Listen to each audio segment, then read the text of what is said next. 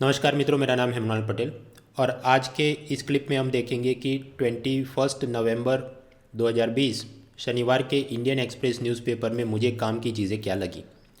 सबसे पहले तो हमने कुछ सिद्धांत समझ लेने चाहिए कि न्यूज़पेपर में यूपीएससी के लिए काम की चीज़ें कौन सी नहीं है। कौन सी नहीं है तो बॉल बाय बॉल कमेंट्री काम की नहीं है, चाहे वो कोरोना वैक्सीन के बारे में हो, इकोनॉमी के बारे में हो कि वहाँ पर आरबीआई की 500 जात की इंटरनल कमेटी 500 जात के टेक्निकल रिफॉर्म्स सुझा रहे हैं। जब तक वो असल में लागू नहीं होता हमको दिमाग लगाने की ज़रूरत नहीं। सिमिलरली शेयर मार्केट, बिजनेस जी के रिलायंस खरीद रहा है फ्यूचर ग्रुप को, वो सब बैंकिंग के स्कैम, इंसॉल्वेंसी बैंक्रप्सी कोड के अंदर क्या अपडेट आए हैं, फॉरेन पोर्टफोलियो इन्वेस्टर का कितना पैसा भारत में आया गया, ऑनियन प्राइस कितने बढ़े कम हुए। अगर जो काम के डेटा होंगे तो इकोनॉमिक सर्वे जो अगले साल आने वाला है उसमें ट्रेंड आ जाएगा, हर महीने का हमें देखने की ज़रूरत नहीं। उसी तरह से पॉलिटी, वहाँ पर अलग अलग बिल्स, ऑर्डिनेंसेस, फिर ये सी ए एनआरसी वगैरह, बॉल बाय बॉल कमेंट्री नहीं, मेन फीचर हमको पता होने चाहिए। उसी तरह इंटरनल सिक्योरिटी, इंटरनेशनल रिलेशन में पाँच पाँच काम के मुद्दे हो गए, फिर ये जम्मू कश्मीर, पाकिस्तान और सब चीज़ों के अंदर बहुत दिमाग लगाने का मतलब नहीं। उसी तरह से पॉलिटिकल तू मैं कंट्रोवर्सी जैसे love jihad ordinance, judicial barbarism, TRP scam, farmer protest, जो सब चलते रहता है, एक हद से ज़्यादा उसमें काम अपना है नहीं। So when you follow such rules तो अपने आप ही आपका न्यूज़पेपर हार्डली 20 मिनट में ख़त्म हो जाएगा। खैर, अब ये सिद्धांतों के साथ हम आज का न्यूज़पेपर देखें, that is 21 November 2020 Saturday Indian express. Page 1 के ऊपर बहुत सारे खबरें, लेकिन मैंने आपको बताया ये जो 3-4 सिद्धांत आप ध्यान में रखें तो एफपीआई के अंदर बहुत ज़्यादा इन्फ्लो आया है भारत में। अगेन नॉट इम्पॉर्टेंट, वो पूरे साल का ट्रेंड हमें इकोनॉमिक सर्वे से मिल जाएगा। बिहार इलेक्शन से पहले इलेक्टोरल बॉन्ड्स 200 करोड़ से ज़्यादा के सेलिंग हुआ, ये भी काम का नहीं, क्योंकि जब आप तैयारी कर रहे हैं तो आपका ऑब्जेक्टिव होना चाहिए आपने प्रोएक्टिवली सिलेबस को फिनिश करना है। तो जब हम कहें इलेक्टोरल बॉन्ड्स, वो पॉलिटी का एक कंटेम्पररी टॉपिक है, तो आपने ऑलरेडी थियरी तैयार करी होनी चाहिए। ये नहीं कि क्योंकि अब न्यूज़ में आया है तो मैं आज उसको तैयार करने बैठूँ। जो भी ऐसी अप्रोच रहेगा कि रिएक्शनरी, न्यूज़ में दिखे बाद वो कोई सब्जेक्ट की कोई मैटर तैयार करने बैठे, तो आपका बस रायता ही फैलता रहेगा, आपका कंसोलिडेटेड तैयारी हो नहीं पाएगी। So you are suppose to have prepared this electoral bond much ahead of this particular news. उसके बाद और क्या, कुंभ मेला हरिद्वार में हर 12 साल पर होता है और 2021 में भी ये होने वाला है। हाँ, तो इसको तैयार करना चाहिए लोकेशन बेस्ड न्यूज़ के लिए, particularly after looking at the fact कि CDS 2020 की परीक्षा में पूछा गया था कि राम मंदिर के आर्किटेक्ट कौन है। सो ये इस प्रकार की सब न्यूज़ पर भी हमारी थोड़ी थोड़ी नज़र होनी चाहिए। उसके बाद ये पेज 2 पर कुछ नहीं, पेज 3 पर कुछ नहीं, पेज 4 पर भी कुछ नहीं। ये सब स्टेट स्पेसिफिक न्यूज़ होती है, मतलब आप अपने स्टेट के बारे में कुछ जानना चाहते हैं, स्टेट स्पेसिफिक सर्विसेज की कुछ तैयारी करें तो देख सकते हैं, अदरवाइज़ कोई खाए माल नहीं। पेज 6 पर है राशि भविष्य, जो भी कुछ काम का नहीं। पेज 7 पर सरकारी एडवर्टाइजमेंट काम के नहीं। पेज 8 से शुरू होते हैं कॉलम। अब कॉलम में भी मैंने आपको बताया कि इकोनॉमी में बैंकिंग स्कैम की बॉल बाय बॉल कमेंट्री काम की नहीं। अब आरबीआई ने तय किया है कि लक्ष्मी विलास बैंक उसको डीबीएस बैंक के साथ मर्ज किया जाएगा, जो कि असल में एक सिंगापुर की बैंक है जिसने भारत में अपना बिजनेस खोला है। तो हाँ, बस वो एक लाइन में हमने तैयार कर लिया, फिर उसके अंदर ये सब पूरी लंबी चौड़ी कंट्रोवर्सी की शेयर होल्डर का ये नुकसान होगा और इसको इतनी नंबर ऑफ ब्रांचेज और एटीएम मशीन मिलेंगे, ये सब कुछ काम का नहीं, उतने डिटेल में प्रश्न आ ही नहीं रहे। फिर कॉलम है ये मैनुअल्स के एवेंजर्स के बारे में, जो कल भी मैंने आपको बताया था। फिर एक कॉलम है इंडियन सुपर लीग, जो जैसे अपना आईपीएल होता है क्रिकेट में, तो इंडियन सुपर लीग है फुटबॉल कंपटीशन, उसके बारे में कॉलम। क्या हमने पढ़ना चाहिए, अगर आपकी फ़ुटबॉल हॉबी है, इंटरव्यू में कुछ तैयारी करनी है तो देखना चाहिए, अदरवाइज़ दिमाग लगाने में बहुत फ़ायदा नहीं। फिर ये खालिद अहमद जो पाकिस्तान के अंदर क्या चल रहा है उसकी बॉल बाय बॉल कमेंट्री लिखते हैं, वो बहुत अपनी काम की नहीं। फिर बड़ी कॉलम में लिखा है अमर्त्य लहरी ने way to grow economic growth. हाँ, इसको पढ़नी चाहिए। ये पूरी कॉलम में असल में बात यह है कि अलग अलग प्राइम मिनिस्टर के लीडरशिप में भारत का इकोनॉमिक ग्रोथ क्या रहा।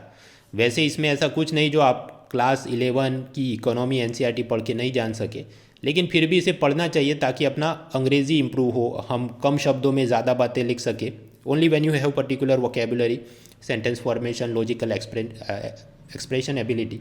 तो इस वास्ते इसको पढ़ना चाहिए। फिर आप जाए पेज 9 पे, तो यहाँ पर भी कॉलम चालू है। एक कॉलम है भारत और अमेरिका के बीच क्लाइमेट डील के बारे में, कि प्रेसिडेंट जो बिडेन जब अपना कार्यकाल संभाले तो भारत ने उनके साथ क्लाइमेट डील साइन करनी चाहिए, कुछ कोशिश करनी चाहिए, क्योंकि दोनों ही देशों के अंदर हम नेचुरल डिज़ास्टर से परेशान हैं, साइक्लोन से लेके फॉरेस्ट फायर, और अगर उनकी टेक्नोलॉजी और पैसा हमें मिले तो बहुत आगे बढ़ सकते हैं वगैरह। हाँ, तो ये ऐसे मुद्दे हैं जो हमको इंडिया यूएस रिलेशनशिप में बहुत जगह पर for the purpose of means paper 2 as well as ऐसे काम में आ सकते हैं।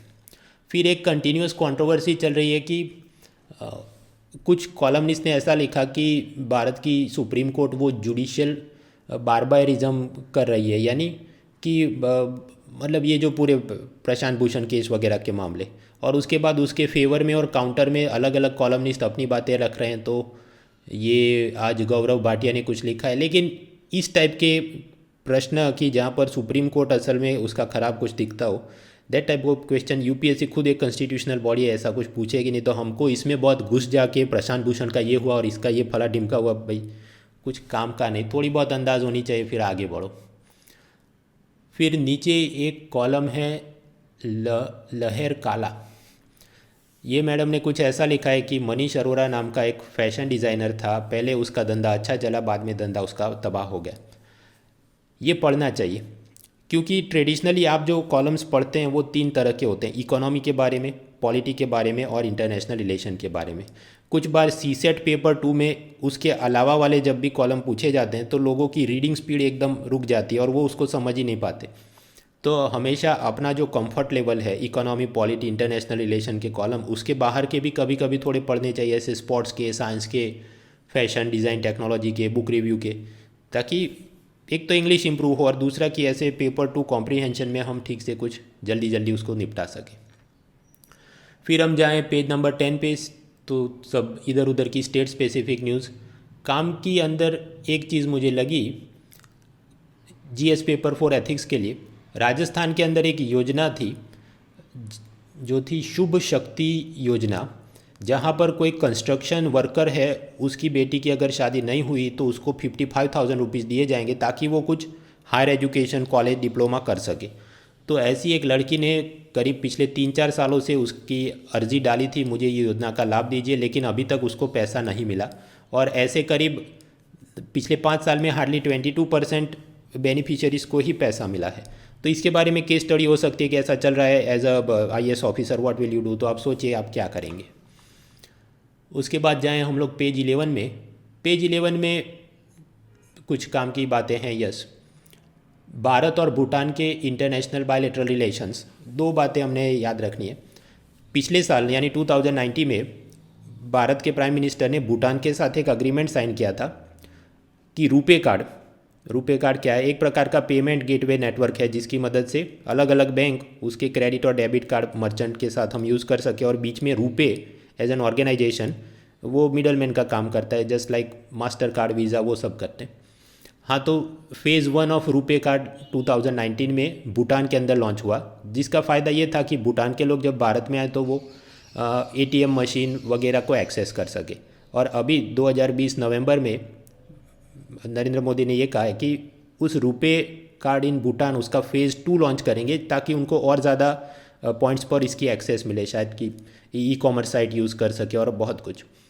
तो टेक्निकली फेज़ 1 और फेज़ 2 में क्या अंतर है, that we do not have to prepare, simply sufficient to remember कि रुपे फेज़ 2 वो कहाँ पर, the answer is Bhutan.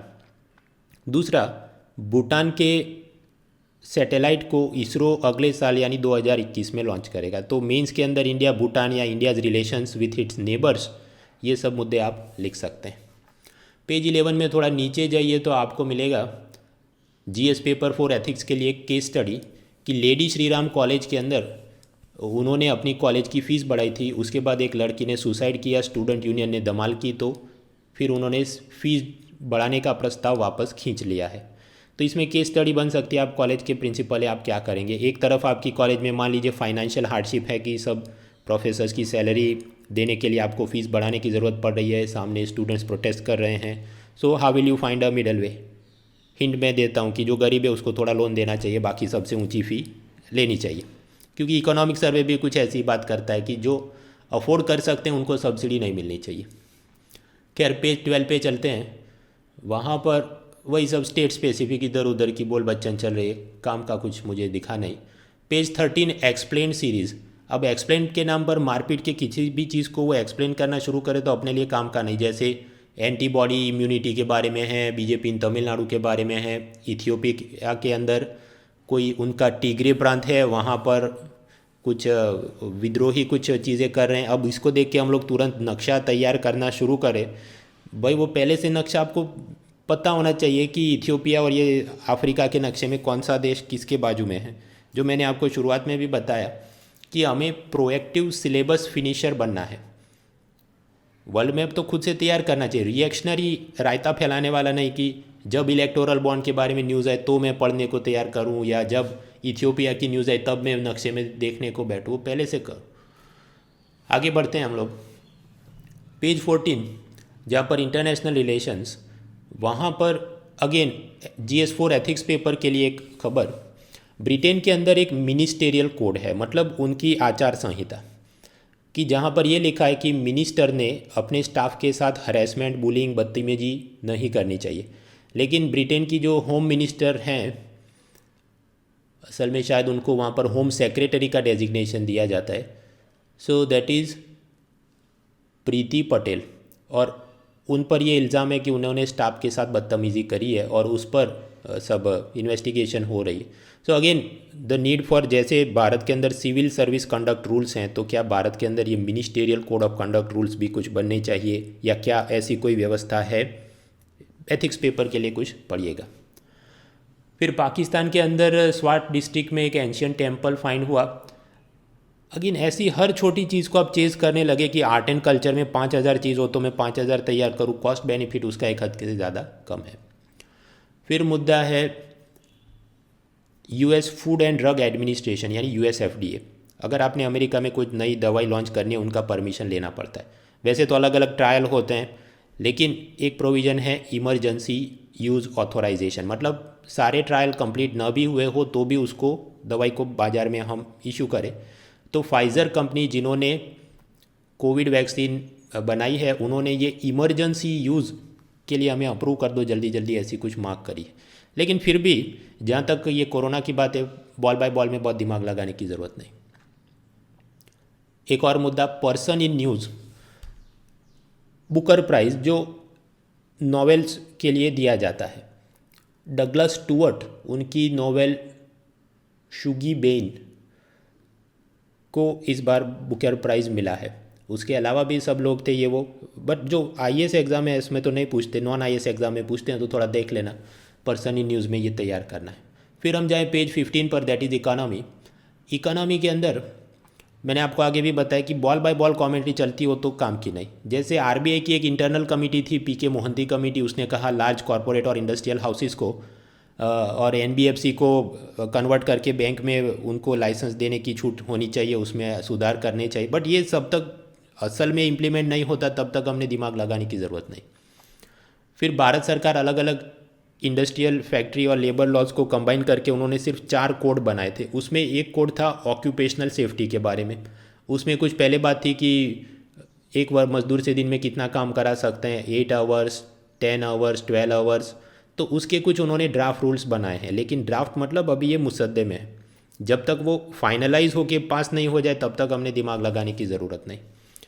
Business जी के मैंने आपको बताया कुछ काम का नहीं, तो ये रिलायंस फ्यूचर को ख़रीद रहा है, अमेज़ॉन को उसको एतराज़ है, कंपटीशन कमीशन ने उसको अप्रूव किया, ये सब हमारे लिए काम का नहीं। कंपटीशन कमीशन ऑफ इंडिया चीज़ क्या है वो हमको पता होना चाहिए, बट वो तो प्रोएक्टिव आपने सिलेबस में पढ़ लेना है, ऐसा नहीं इधर आया तो देखने को बैठो। सिमिलरली बॉल बाय बॉल के अंदर ये EPFO ने इतने करोड़ के क्लेम्स दिए, ball by ball commentary not important, ONGC वाला इधर उधर इन्वेस्टमेंट कर रहा है, नॉट इम्पॉर्टेंट, आरोग्य सेतु का बैकएंड कोड आया, not important, insolvency bankruptcy code के अंदर अगर सेटलमेंट नहीं हो पाता तो संपत्तियों की नीलामी होती है, तो उसके जो लिक्विडेशन के नॉर्म्स थे उसमें कुछ टेक्निकल नॉर्म्स अपडेट किए गए, तो उसकी भी एक्सप्लेन सीरीज़ दी है। बट मैंने आपको बताया वो IBC और उसके टेक्निकल मुद्दे बॉल बाय बॉल हमारे लिए काम के नहीं, छोड़ो उसे। और अंत में आता है पेज 16 जहाँ पर है स्पोर्ट्स न्यूज़, जो हमको इसमें कुछ नहीं है। हाँ, तो ये आज का मुद्दा इधर ख़त्म होता है एंड होपफुली देखते हैं कल भी ऐसा कुछ ऑडियो बन सकता है कि नहीं।